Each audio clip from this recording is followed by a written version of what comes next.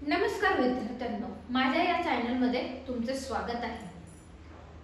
आज मी तुम्हाला शब्दांच्या जातीमधला विशेषण आणि क्रियापद शिकवणार आहे।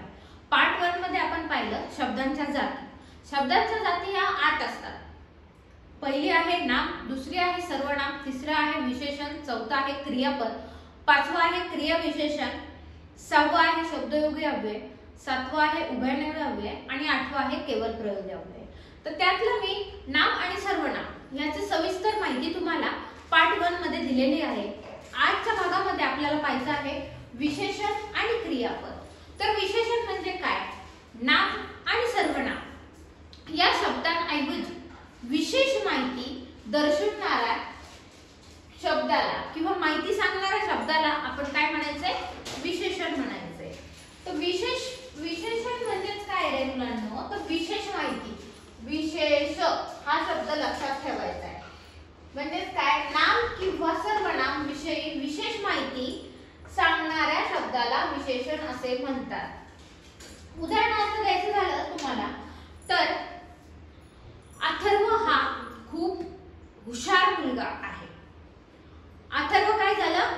वाक्यातील नाम झालं आणि हुशार काय झालं? विशेषण झालं। म्हणजे काय? नामाबद्दल आपल्याला विशेष माहिती सांगितली त्यांनी, म्हणजे अथर्व या मुलाबद्दल आपल्याला त्यांनी विशेष माहिती सांगितलेली आहे। अथर्व हा खूप हुशार मुलगा आहे।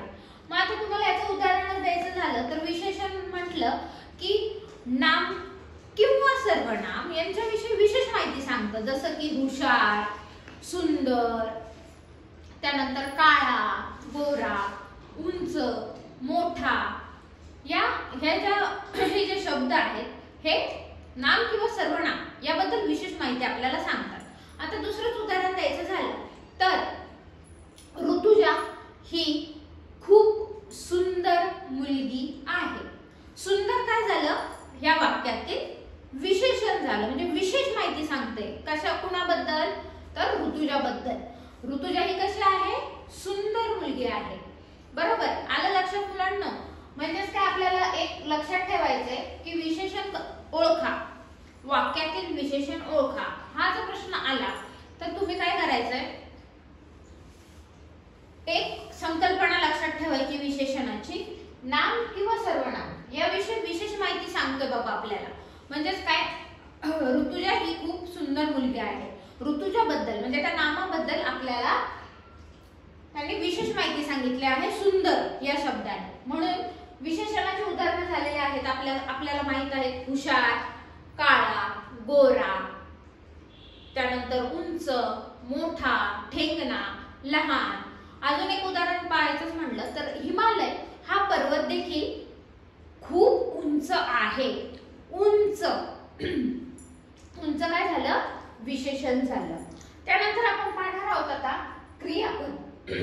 क्रियापद क्रियापदाची व्याख्या काय किंवा संकल्पना काय? तर क्रियापद, क्रिया हा शब्द लक्षात ठेवायचा आता यातला कोणता? क्रिया। मग कसं? वाक्याचा अर्थ पूर्ण करणाऱ्या क्रियादर्शक, वाक्याचा अर्थ पूर्ण करणाऱ्या क्रियादर्शक शब्दाला क्रियापद असे म्हणतात। म्हणजे काय? वाक्यामध्ये क्रिया पूर्ण होते आणि ती क्रिया दर्शवली जाते, त्याला काय म्हणतात? क्रियापद असे म्हणतात। की जसं जातो, खातो, पितो, उठतो, झोपतो, खेळतो हे काय दर्शवतात? क्रिया दर्शवतात। आता चालणे ही काय झाली?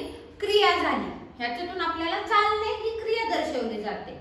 त्यानंतर आता त्याचंच एक उदाहरण द्यायचं झालं तर पहा, राजू खेळ खेळतो।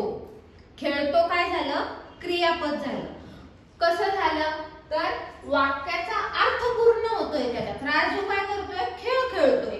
वाक्य पूर्ण झालं, त्याचा अर्थही पूर्ण झाला, त्यालाच काय म्हणायचं? क्रियापद असे म्हणतात। ओके। त्यानंतर अजून एक उदाहरण द्यायचं झालं तर पहा, शिवशंकरने पोटभर जेवण केले।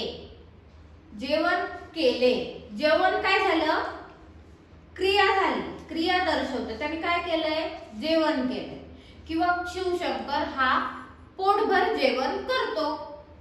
आलं का लक्षात? जेवण ही काय झाली, क्रिया झाली. म्हणजे काय झालं, ते वाक्यातील क्रियापद झालं.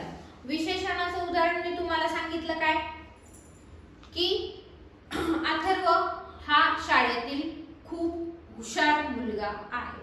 हुशार काय झालं, विशेषण झालं. तर तुम्हाला तुमच्या पेपरच्या वेळेस, एक्झामच्या वेळेस क्वेश्चन विचारला जातो की वाक्यातील विशेषण ओळखा, वाक्यातील क्रियापद ओळखा. त्यामुळे पहिल्या सगळ्यात प्रथम काय लक्षात ठेवायचंय, विशेषणाची व्याख्या. आणि ती काय तुम्हाला पाठ करायचं असं नाही, त्याच्या काही ट्रिक्स असतात लक्षात ठेवण्याच्या. विशेषण या शब्दामध्येच काय आहे, विशेष शब्द आहे.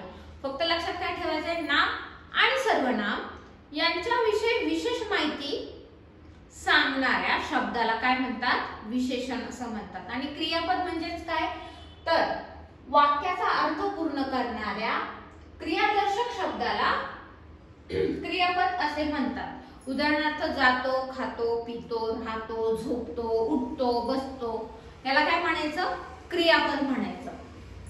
तर विद्यार्थी मित्रांनो, आजच्या भागामध्ये मी फक्त तुम्हाला हे 2 घटकच सांगणार आहे आणि यानंतरचे जे घटक आहेत ते पुढच्या पार्ट मध्ये तुम्हाला मी घेऊन येईल. आजचा हा माझा व्हिडिओ तुम्हाला आवडला असेल तर नक्कीच लाईक करा, सबस्क्राइब करा आणि शेअर करा.